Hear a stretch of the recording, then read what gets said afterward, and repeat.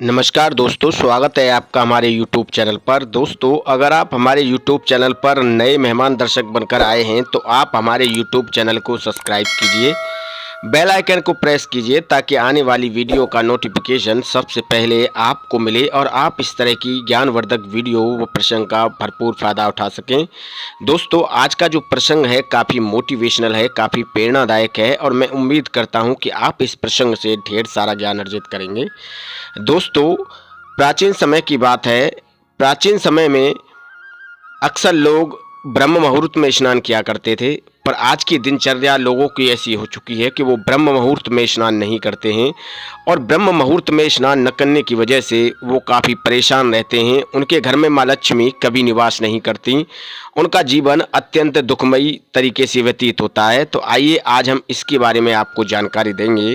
दोस्तों, एक बार क्षीर सागर में भगवान विष्णु हरि नारायण जी शेषनाग पर लेटे हुए थे। माता लक्ष्मी उनके पैर दबा रही थीं। तभी वहां पर पंछीराज गरुड़ आए और उनसे कहने लगे कि हे प्रभु, मैं पृथ्वी लोक पर होकर आया हूं। वहां पर कुछ लोग अलग अलग समय पर स्नान करते हैं। अलग अलग समय पर स्नान करके वो कुछ लोग खुश हैं पर कुछ लोग काफ़ी दुखी हैं। प्रभु, मुझे इसके बारे में विस्तृत जानकारी दीजिए जिससे कि मैं इन सभी बातों का उत्तर जो मेरे दिमाग में चल रहा है और जिस उत्तर की मैं खोज कर रहा हूँ वो उत्तर मुझे मिल नहीं पा रहा है, ऐसा जो है पंछीराज गरुड़ भगवान हरि नारायण से कहते हैं। तब भगवान हरि नारायण जी पंछीराज गरुड़ को समझाते हैं कि सुनो गरुड़, जो व्यक्ति सही समय पर स्नान करता है और सही समय पर पूजा पाठ करता है, ईश्वर का गुणगान करता है, वो व्यक्ति हमेशा सुखमयी और आनंदमयी तरीके से जीवन व्यतीत करता है। दिनचर्या में स्नान करना, भगवान का नाम लेना, पूजा पाठ इत्यादि करना, ये एक अहम हिस्सा होता है और कुछ लोग इसके पात्र होते हैं और वो लोग ही इसके पात्र होते हैं जो समय पर स्नान करते हैं, चाहे वो महिलाएं हों या पुरुष हों।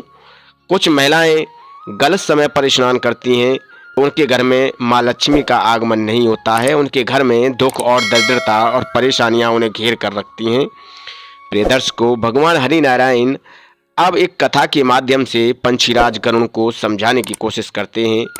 हम आपसे भी ये उम्मीद करते हैं कि आप इस कथा को पूरा सुनिए। जब आप इस कथा को पूरा सुनेंगे तो आपको जितने भी तीर्थ यात्राओं का पुण्य है वो एक साथ मिल जाएगा। प्रिय दर्शकों, पंछीराज गरुड़ को भगवान हरि नारायण बताते हैं कि सुनो पंछीराज गरुड़, एक नगर में एक सेठ था, उसके 3 लड़कियां थीं और सेठ का अच्छा कारोबार था, अच्छा व्यापार था, उसकी लड़कियों का जीवन काफ़ी सुखमयी और आनंदमयी था। सेठ ने उनको अच्छी परवरिश दी, अच्छी शिक्षा दी, अच्छा व्यापार भी सिखाया, पर वो सेठ उन अपनी बेटियों को अच्छे शास्त्र का ज्ञान नहीं दे पाया। एक अच्छे शास्त्र का ज्ञान होना किसी भी महिला या पुरुष के लिए अत्यंत आवश्यक है। जब तक किसी महिला या पुरुष को शास्त्र का ज्ञान नहीं होगा वो अपनी दिनचर्या सही नहीं कर सकता। प्रिय दर्शकों, जब सेठ की पुत्रियां बड़ी हुईं तो सेठ उनकी शादी कर देते हैं। उनके घर में किसी बात की कोई कमी नहीं थी, उनके घर में अन्न धन भरपूर तरीके से रहता था, फिर भी उनके घर में मायूसी रहती थी क्योंकि सेठ की जो लड़कियां थी वो सही समय पर न तो जागती थी और ना ही स्नान करती थी।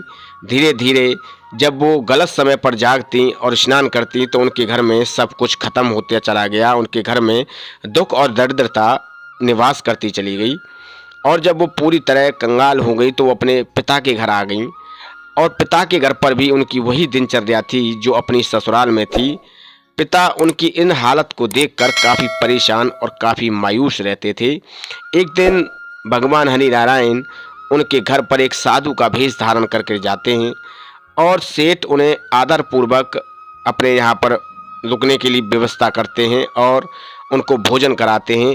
सेठ की उदासी इतनी ज़्यादा बढ़ चुकी थी कि जो भगवान हरि नारायण साधु के रूप में जो सेठ के यहाँ गए थे तो भगवान हरि नारायण साधु के भेष में सेठ से उनकी परेशानी का कारण पूछते हैं। तो सेठ बताते हैं कि मैंने अपनी पुत्रियों की परवरिश काफ़ी अच्छे और सही तरीके से की, पर उनके घर में दुख दरिद्रता ने निवास कर लिया और वो मेरे यहाँ पर आ गई और अब धीरे धीरे मेरा भी धन नष्ट होता जा रहा है। तब उस साधु महाराज जो भगवान हरिनारायण साधु महाराज का वेश धारण कर उस सेठ के यहाँ गए थे, उन सेठ को बताया कि तुम्हारी पुत्रियों का जागने का और स्नान करने का समय सही नहीं है। आपको और आपकी पुत्रियों को हमेशा ब्रह्म मुहूर्त में ही स्नान करना चाहिए। किसी भी इंसान के लिए 4 तरह का स्नान बताया गया है: ब्रह्म मुहूर्त का स्नान, देव स्नान, ऋषि स्नान, मानव स्नान। ब्रह्म मुहूर्त का समय जो होता है वो सुबह 4:30 बजे से 5:30 बजे तक का होता है, जिसे हम ब्रह्म मुहूर्त कहते हैं। इस ब्रह्म मुहूर्त में जो व्यक्ति स्नान कर कर प्रभु का गुणगान करता है, पूजा अर्चना करता है, उस व्यक्ति के जीवन में कभी कोई संकट नहीं आता। उसके जीवन में सुख समृद्धि बनी रहती है। और जो व्यक्ति इस मुहूर्त में स्नान नहीं करता है, वो व्यक्ति हमेशा परेशान रहता है। उसके जीवन में हमेशा उसे बीमारी व परेशानियां घेर कर रखती हैं।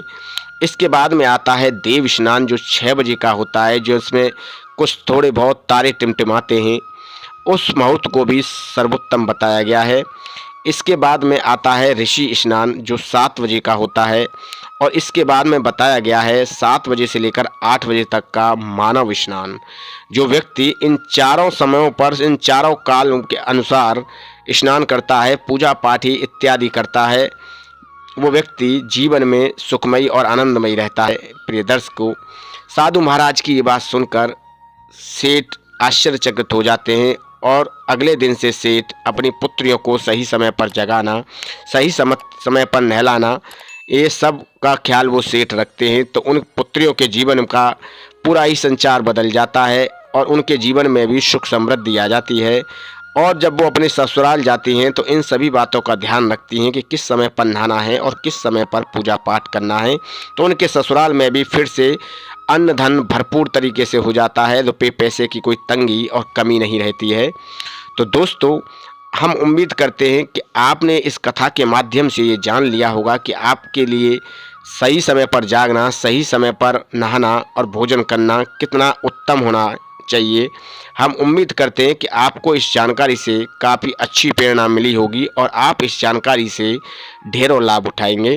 प्रिय दर्शकों, अगर आपको वीडियो अच्छी लगे तो अधिक से अधिक लोगों में शेयर कीजिए, ताकि वो भी इस तरह की नॉलेज और अपडेट हमारे चैनल पर लेते रहें। चैनल पर अगर आप पहली बार आए हैं तो चैनल को सब्सक्राइब कीजिए, बेल आइकन को प्रेस कीजिए, ताकि आने वाली वीडियो का नोटिफिकेशन सबसे पहले आपको मिले और आप इस तरह की वीडियो से अपडेट होते रहें।